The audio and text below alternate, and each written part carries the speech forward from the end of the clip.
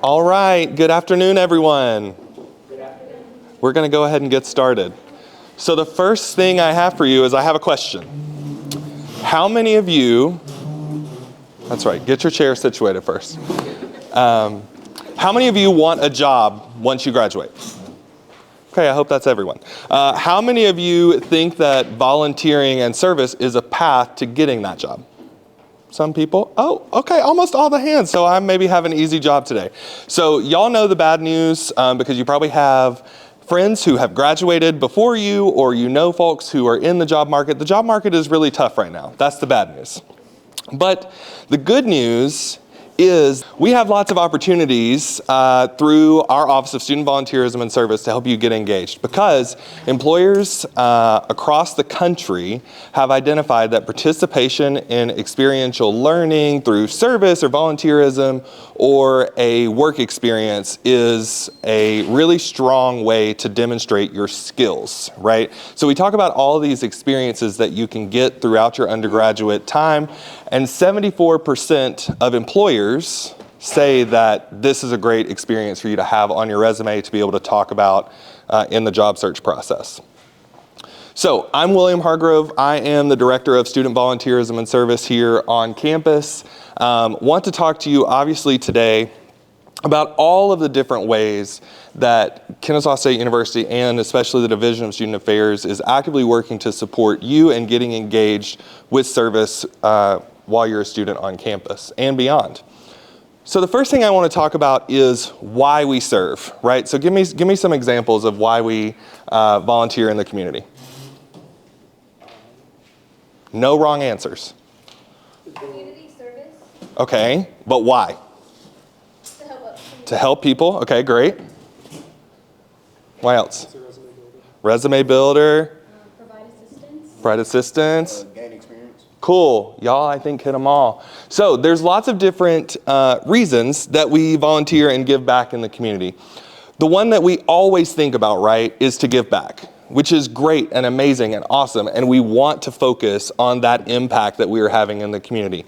And I think society tends to tell us that it's wrong to center yourself in those experiences, right? Because we think of service as selfless and we're putting our own needs aside. The reality is that your time as a student, and really time in life for all of us, is limited, right? So you want to be strategic and thoughtful about how you're spending your time. And if you can do two things at once, why would you not do both of those things at the same time? So I, as the Director of Student Volunteerism and Service, am telling you that it's okay for us to say, you know what? I'm doing this to help my community and to give back and to make a difference and to advance my career and help myself in the job market. So I want to specifically focus on skills that you can gain through volunteerism. Or actually, I want to focus first on what skills are employers saying that they're looking for. This is from the National Association of College and Employers, NACE, which is a national organization that exists basically to help colleges prepare students for the workforce. So of employers that were surveyed in 2025, these are the skills that were identified as most important that they want to see on a resume, right? So you see problem solving, ability to work in a team, communication, initiative, strong work ethic. So the top 5 are across the board for every field. You need these skills, right?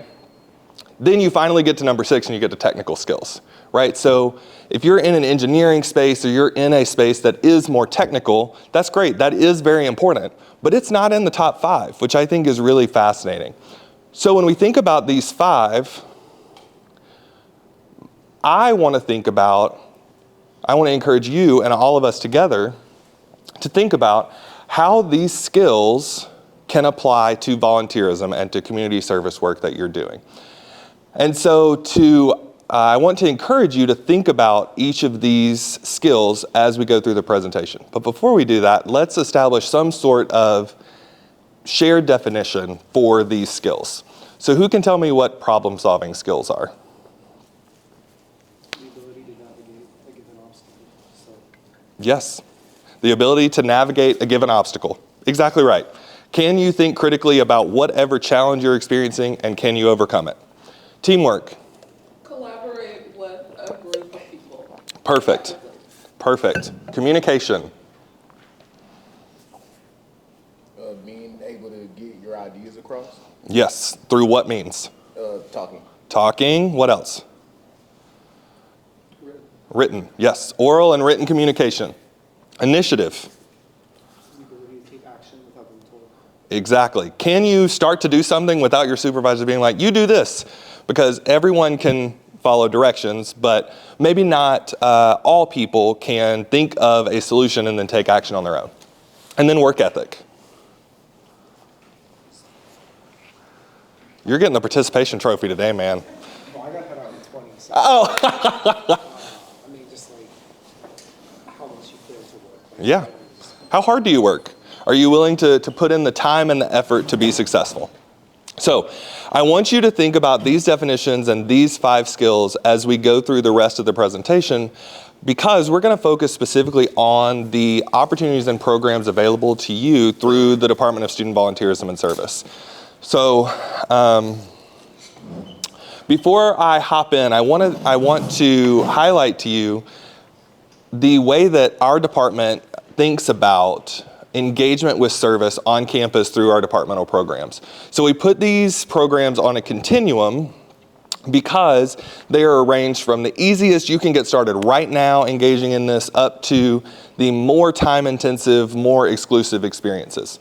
And so we show this because it's important for you as a student to know, number 1, what is your capacity? Number 2, what is your interest level in this sort of experience? And so you can start as simple as Give Pulse and go all the way up to basically a part-time job. So we're going to deep dive into each of these. One thing I'll say, I'm going to try to highlight this throughout, but all of these experiences, once again, are covered by fees you already pay to the university, right? So student activity fees that you already pay cover these experiences for you and make them accessible to you. So first is Give Pulse. How many people have heard about Give Pulse? Amazing. I'm speaking to people who already know all the things, but hopefully I can find new things to teach you about in this presentation. So somebody who hasn't spoken yet, who's been on Give Pulse, tell me what it is. Basically, it's a website that gives you like places and like opportunities to volunteer and like help people out. Yeah, exactly. What have you found on Give Pulse before? Have you volunteered with something? I am this Friday. Awesome. Okay, very good. So on Give Pulse, exactly like was shared, Give Pulse is a one-stop shop for all things volunteer related. It is specifically curated for KSU students. So our department manages the relationships with the nonprofit partners who are on this platform and posting opportunities specifically for KSU students. The most important thing about Give Pulse, other than it's super easy to get logged in and all those sorts of things, is that it keeps track of all of your service experiences that you have while you're a student at KSU. And so you, at any given point, can export a list of the service hours and the service experiences that you've completed so that you can jog your memory. Because after my presentation today, you're going to want to do all the things, and then you're going to forget what you did 3 years ago. And so that is the beauty of this, is that this helps you remember those things that you did so that when you get to your senior year and you're like, what did I do as a freshman? I did something that was really impactful, but now I can't remember what it was. This helps you remember what those things are. So you, just by virtue of being a KSU student, have a login already. It's kennesaw.givepulse.com, and that takes you to all of the opportunities and all of the programs that I'm going to highlight moving forward are also managed in Give Pulse as well. Next thing is OWL Serve Days. So these are one-off volunteer opportunities that are open to all KSU students. We provide transportation to every single one of these events. So if you don't have a car, you don't want to drive, whatever it might be, we make sure that you can get there safely. So we charter big OWL buses so that you can get there, and it's super easy. We just say you just sign up and you show up, right? Super simple. This is also a great way to meet new people, make new friends, get to know a community issue or cause that you might be interested in. So we do our best to really have a diverse, a wide variety of experiences that are available to you. So we might be sorting books at Books for Africa, or we might be doing a litter cleanup with Keep Cobb Beautiful, or we might be volunteering in the food pantry at the Atlanta Community Food Bank, right? So lots of different experiences, outdoors, indoors, every community issue or community cause that you can think about, we really try to hit. And if you think of something and you can't find it as an OWL Serve Day, we probably have a lead on something on GivePulse. Which reminds me, I want to go back because I failed to mention the most important thing about GivePulse. The most important thing about GivePulse is that, like I said, this is specifically curated for KSU students. So when we have conversations with these nonprofit partners, yes, you'll find some things that are just fun, off the wall, like come help out with this 5K. But our goal also is to curate experiences that help you advance your career. And so if you're like, I am a pre-law student and I know I want to go to law school. Okay, well, if there's not something on here, which we always strive for there to be something that will speak to you, then our team can meet with you one-on-one to discuss what those opportunities might be. So, wanted to highlight that. So, our next OWL Serve Day is coming up on, March. It's the Saturday, the first Saturday of spring break, whatever day that is. And so we're doing an OWL Serve Day with the city of Marietta, with their event Marietta the Gathering, which is like a kind of like Comic-Con, Comic Fest type thing on the Marietta Square. We've done it for several years now, and it's just a lot of fun to be in community with other people who are just out trying to enjoy a nice spring day and things that they're interested in. So if you're interested in that, all that registration is happening right now in GivePulse. All right, here's our big thing we're talking about right now. Is anyone registered for Day of Service already? Okay, some hands, great, amazing. So this event is our largest service day of the year. This year our goal is to mobilize 1,000 student volunteers to be out in the community and giving back.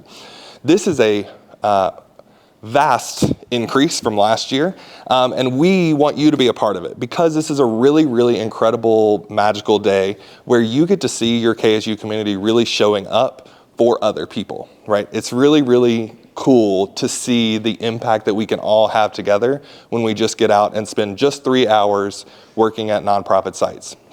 We'll have around 30 different nonprofits participating, so you have a wide variety of choices. This year's event is on March 28th. We will have breakfast and t-shirts, and we also provide transportation once again so that you can easily get there. And it's just a lot of fun. Has anybody participated before in Day of Service? Oh my goodness.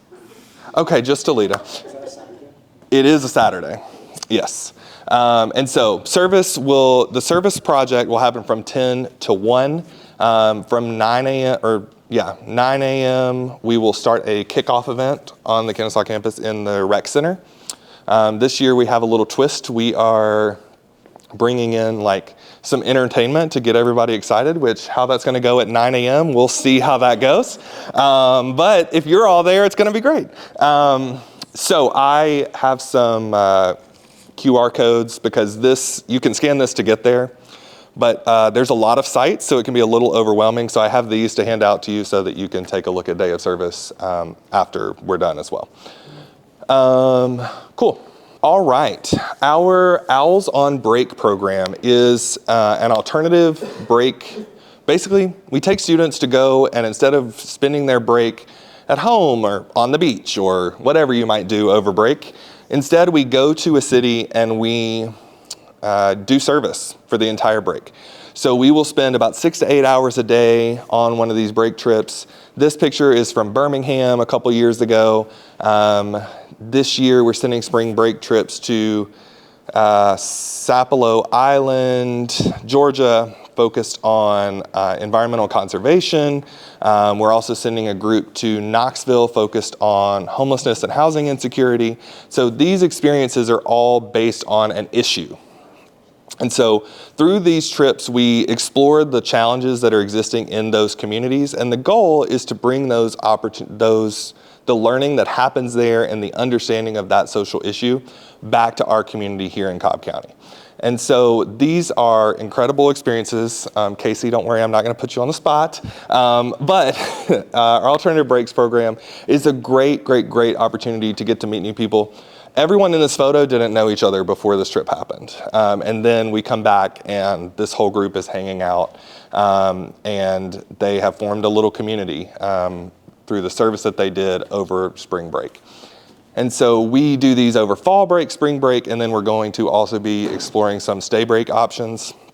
Perhaps a great selling point for this program as well is that it costs $50 for you to go on this experience and everything else is paid for, right? So we have some very generous donors who are supporting this program because they see the impact that it's making on students, they see the impact that it's having on our local community, and they want to be invested in this work. And so that's why we are able to make this program so accessible to KSU students. So our last program is our most intensive program because it places students in an internship, basically, with a local nonprofit partner to serve 15 to 20 hours per week. But you're paid, right? So you're not actually volunteering, per se. And so students are paid $15 an hour to be able to go into the community to do this work, right? So this work includes anything from marketing to fundraising to event management, to even things that are related to your major that I cannot think of right now. But as we've talked, as I shared in the beginning, the skills that you gain through a role like this are really applicable across the spectrum. So even if you don't want to work in a nonprofit space, the Service Fellowship helps you learn more about yourself, how to work in a professional environment, and other things related to the nonprofit sector that you might not otherwise know unless you work there. And so we will be accepting applications for this over the summer. If you keep an eye on your email, I promise you will receive emails over the summer about this program once applications open. So now I want to talk about what we are primarily here to discuss, which is how you translate these things into career success. So I've picked out 3 kind of guiding principles that I want us to think about as we're talking through this. The first is quality over quantity. How many of you in high school were told, you need to get 100 service hours before you do XYZ thing? Right. How many of you love that experience? Ah, I see no hands. Perfect. So that's why I'm not telling you to do that. In fact, I advocate the opposite of that experience because when you do that experience, number one, you're not necessarily making a positive experience. You're like, I just need to get the hours so I can check the box and I can move on, right? But if you're focused on those experiences being high quality and you're focused on gaining skills, then you're going to be more successful in advocating for yourself. Because how many of you talk about those service experiences you had in high school now? Got it. Perfect. Yes, that's what I assumed. So thank you for not speaking up if you are holding your tongue. So that's the first principle. Quality over quantity, skills over hours. Second thing is longevity and commitment. So let's stick to this high school bit because this is good. How many of you served with one nonprofit the whole time? Okay, one person. That's actually pretty impressive. But I saw 10 hands before, so 1/10 of people. When you stick with one community, one nonprofit organization, or one community cause the whole time, you learn more about it. You're able to advocate for yourself because you're proving, okay, I can do more. I have more skills. I can give you as an organization more than just stacking boxes or packing boxes or whatever it might be. And so having that longevity and commitment also demonstrates to potential employers that you're committed, that you care deeply, and that you have all these desirable skills that employers are looking for. And the third piece is thinking about leadership and personal growth. So leadership of, even if it's this one day I had to be the shift lead for the beginning of the shift because the volunteer coordinator was running late because they were stuck in traffic. That's a volunteer experience that you can talk about when you go into the job market. And the final piece is personal growth. So pretty self-explanatory. when you think about these volunteer experiences and if you aren't focused on the hours, how can you focus on what changed in you related to the skills and what you have to offer to employers? So these are the guiding principles, but I want to dive in a little bit deeper on each of these pieces to talk a little bit about like some tips and tricks that I've thought a lot about. So specifically, we'll talk at this point about resumes. So first is treat your volunteer roles as paid positions. You should not feel guilty about saying that this was basically a job. Even getting an internship right now is challenging. I've heard this from the students that I work closely with. That's hard. Getting a volunteer role that you can be consistent in, if you have the means to support yourself, by not, having a job at Starbucks or something like that, even if it's just 2 to 3 hours a week, you can treat these roles as paid positions. So when you put them on your resume, it's important to make sure that they aren't just relegated to some bottom class like, oh yeah, and I volunteered here for a little bit, right? Like, let's put it prominently on the resume and put bullet points under it about what you learned, what skills you gained, and communicate it in a way that makes you employable. So that gets at skills, right? Like, you don't want to say, I packed 300 boxes. Have y'all seen the little meme on LinkedIn or somewhere like that where it says like the LinkedIn talk instead of like the dog took the bone to his house? It's like completed a masterful excursion across the yard to the... That sounds silly, but it's true, right? It's real. So thinking about the skills versus, okay, I just did this thing. You did more than just that thing. But in order to understand that you did more than just that thing, you have to reflect, right, on what are those skills you gained, and then putting those skills on the resume. Next piece, you probably already know this, because it's not just specific to volunteerism, but make sure you tailor which experiences are on your resume. If you have a couple of volunteer experiences and you're going for, you have some skills from this volunteer experience that speak more relevantly to the job description, highlight that, put that one on the resume over the others. And once again, focus on any form of leadership. Even if it seems silly, if it's all you got, it's better than nothing, right? It's better than just saying, okay, I packed some boxes. Talk about the leadership experience that you had. Next, I want to talk about interviews and LinkedIn. So interviews. This is your first opportunity to show something more than can be written on a piece of paper, right? Like, you can't show your smile, and you also can't show your passion for the things that you have been involved with. But in person, you can. And an interview is your moment to not just say, yes, I gained the skill of teamwork when I did XYZ thing. Show them that you're excited. Show them that you care, because employers are looking for that spark and the passion that you can bring to their place of employment. Next is LinkedIn. How many of you are active on LinkedIn? Okay, that was actually lower than I expected it to be. So I am really into LinkedIn, like kind of shamelessly at this point. So adding your volunteer experiences to LinkedIn, but when you add them, once again, what are we not doing? I volunteered 10 hours at this thing. No, what did you actually do? What did you gain through this experience? So when you post that you're doing this volunteer gig, don't just say, yes, I volunteered. Talk about what it gave you. The next piece is, and this is a new feature, it's not new, it's new to me. Using the recommendations tab on LinkedIn. You can ask people to write a recommendation on your behalf that's publicly visible to everyone, which is pretty cool. So your volunteer supervisors, if you are committed and you are there for the long term, they should get to know you, right? They should know some things about your work ethic and your problem solving skills and teamwork and all these other skills we highlighted early on. So ask them, say, hey, these are some skills that I know that I've learned here. Would you be willing to write a recommendation on my behalf on my LinkedIn? How many employers will see that? Who knows? But if it's just one, that could be a job, right? So you have to think about these small things that can serve as a leg up for you. You can use these things from your volunteer experience to inform what you're showing to potential employers. So I want to talk through the skills that we've said, and I want to, this is the participatory part.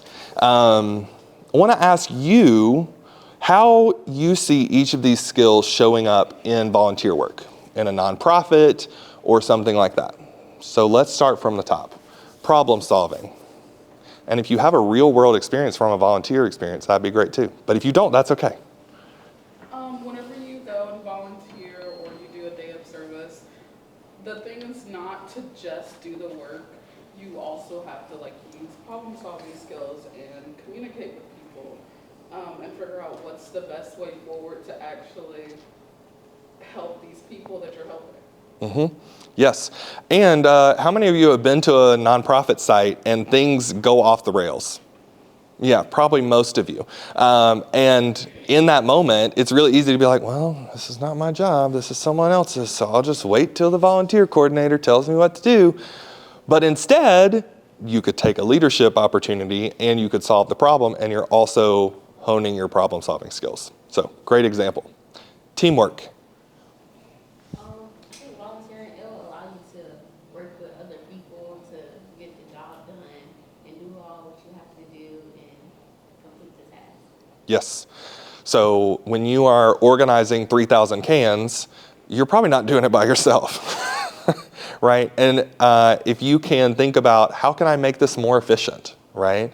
That's something that I think is really easy to see in a volunteer experience because nonprofits are drastically, they're running on short staffs, right? Almost always. So when that happens, there's an opportunity for you to leverage the volunteer crew that you're bringing in to work together to meet the goal and to maybe make it more efficient. And this happens all the time when we bring student groups to nonprofits. They're like, I didn't expect the group to be so efficient. How did they get everything done so fast? And the answer is probably because a lot of students are leaning into this teamwork idea. Communication.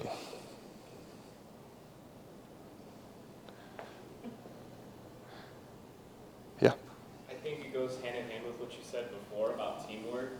Everybody, when they come into serving and volunteering, bring a different set of skills and abilities.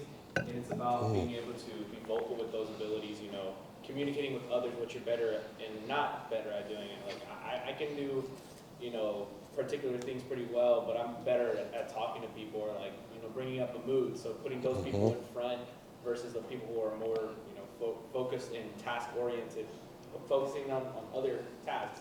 Yep. You got to speak about it for those things to get done and for those movements to happen. Yes, exactly. You're not going to show up and not communicate at all, right? That would be a little strange. What about written communication?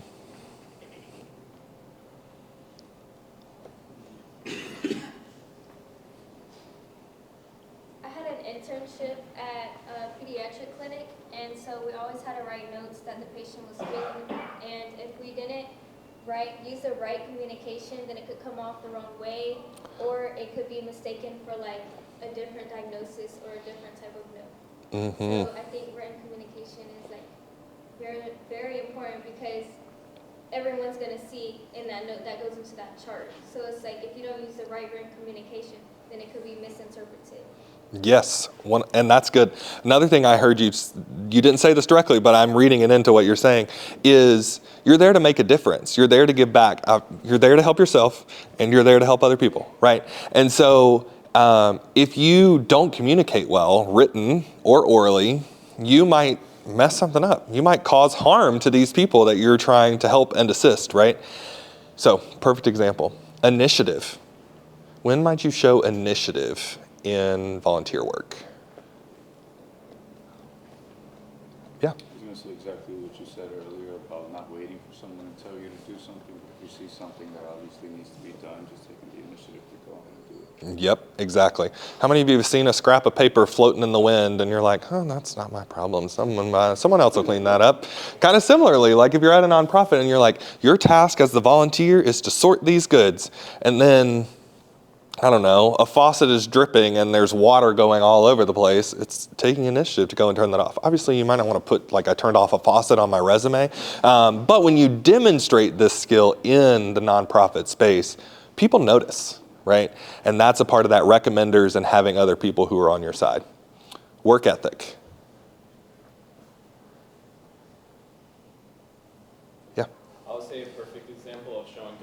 ethic is showing up on time or early. And that's one of the biggest skills my dad has taught me, even though it feels insufferable to wake up super early on a Sunday morning when I don't want to. You know, it sets the bar and it builds good skills. Yep. All around. That's a perfect example. Yeah, Clover. I want to add on to that. You're not just expected to show up and just like, oh, put minimal effort into the work. You're expected to show up and show out. It's, like I've heard a pastor say before. So you actually do things. And Yes. you have a strong with that. Yes. Yes. Perfect. Perfect. All right. So now I want to ask you, which of these skills do you think you could stand to focus on the most?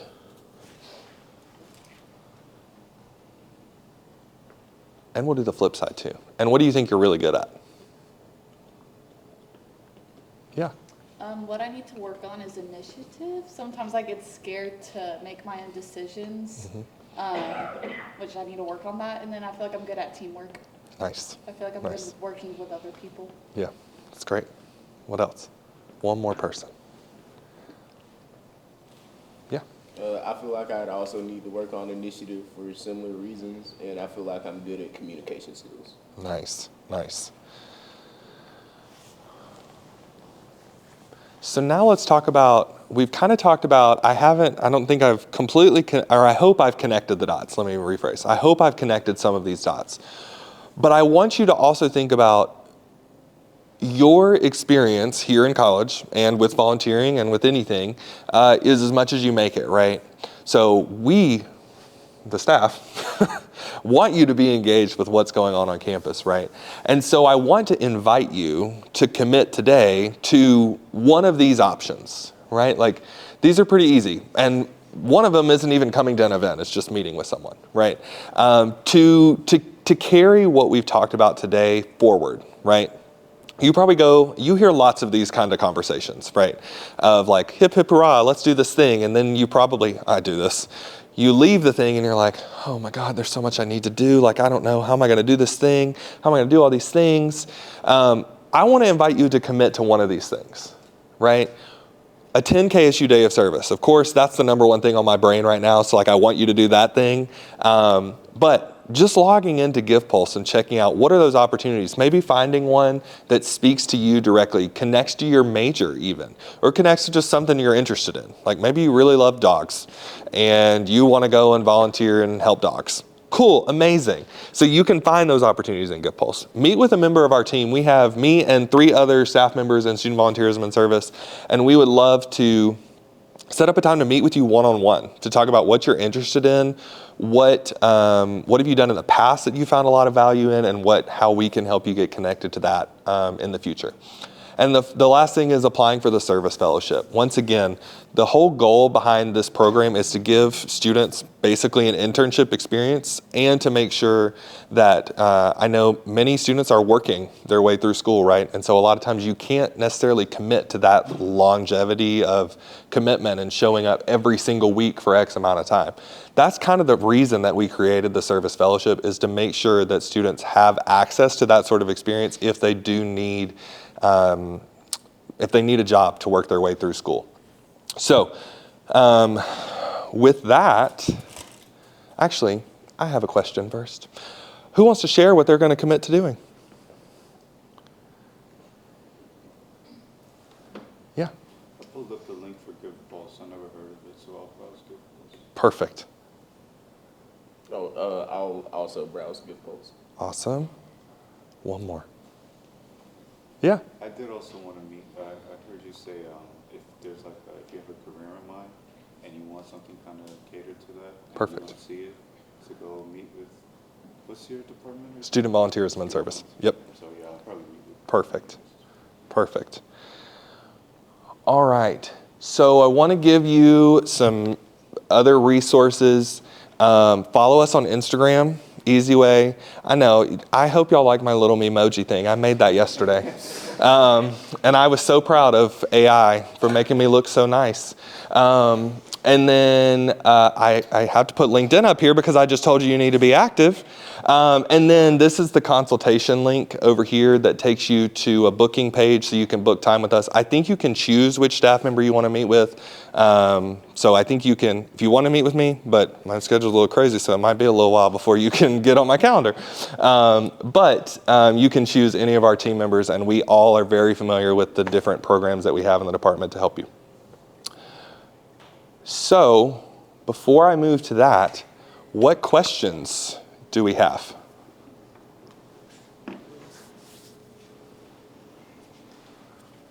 Yes. Are all the volunteer events on Owl Life as well, or do you just give calls? Good question. So the Owl Serve Days do get put into Owl Life as well because they're a departmental event. In GivePulse, you can find nonprofit hosted events, so those won't necessarily show up in Owl Life. But if you want to see those, you can get to them through Owl Life. On the left side, there's a service button, and if you click that, it's going to end up sending you to GivePulse, but you can get there through Owl Life. Yeah.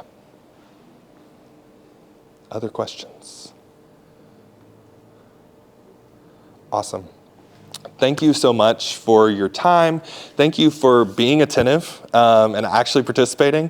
This is the first time we've done this presentation, and so I'm excited to be able to improve it in the future and thinking about how we can help students connect these dots. Please reach out to us. Please know that I'm realizing, where is my, oh no, okay. Please reach out to us. Please let us know if we can support you. And I'll be hanging around a little bit after this as well to chat more if you want to chat with me one-on-one. So thank you so much, everyone.